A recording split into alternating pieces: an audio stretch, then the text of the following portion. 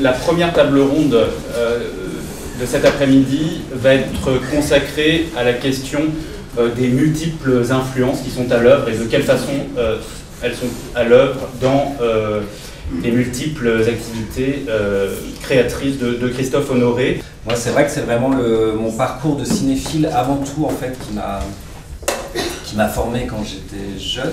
C'est vraiment les parcours d'apprentissage en fait qui ont fait qu'à un moment j'ai eu envie de m'exprimer. Moi, je dirais que les chansons d'amour et les bien-aimés ne sont pas des comédies musicales.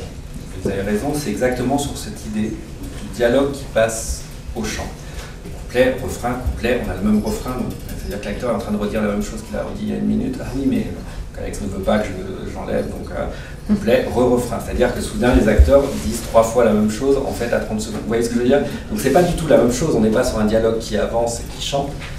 Vous remarquerez que chez Demy, les acteurs répètent rarement en fait la phrase. Il y en a un petit peu dans Les Demoiselles, etc., mais répètent rarement. Nous, on est finalement beaucoup plus en référence avec la comédie musicale hollywoodienne, qui reprenait des standards, en fait, des chansons américaines. Non, ça ne faut pas faire des spectacles. Et j'ai toujours imaginé des mouvements d'appareil, des thèmes, etc. Mais à aucun moment j'ai pensé que mon travail de cinéaste c'était un travail avec les acteurs, en fait. C'est-à-dire qu'il y a beaucoup de metteurs en scène qui aiment construire un rapport de manipulation avec leurs acteurs et qui les amènent vers des choses intéressantes, cela dit. Maintenant, Christophe, je pense que c'est quelqu'un aussi d'assez pudique, donc tu respectes aussi notre intimité et notre imaginaire. Donc il n'y a pas cette transgression. Il y aurait des metteurs en scène par exemple qui disent coupez. Non, ça va pas du tout, on va recommencer. L'acteur là c'est déjà la fin. Christophe il a tendance comme ça. Il fait une prise, il dit super, vachement bien, on va la refaire. C'est pour ça que je veux dire les élections d'acteurs, parce que c'est quand même des élections. À un moment, il y a le fait que vous entendiez bien écrire un acteur, il y a quand même l'idée comme ça d'élection affective et tout ça, se joue pas forcément toujours au même modèle, quoi. Je trouve que le rapport de Christophe, même vis-à-vis des acteurs, a évolué. Et vis-à-vis des actrices en particulier, je trouve que je peux t'aimer les femmes de plus en plus.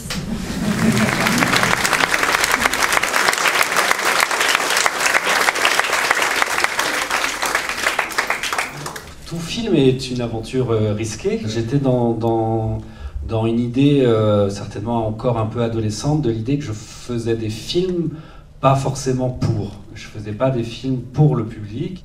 Du coup, c'est pour ça que je dis que c'est un film assez embarrassant et je m'en excuse. Tu fais quoi cet après-midi?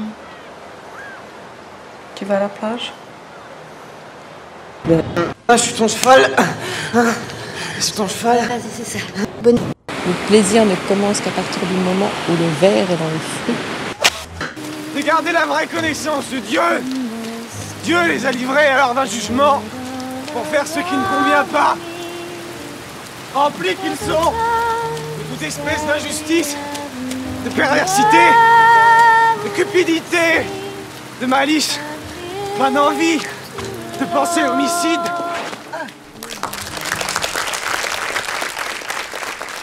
Je vais remercier Christophe d'être venu jusqu'à nous et d'avoir...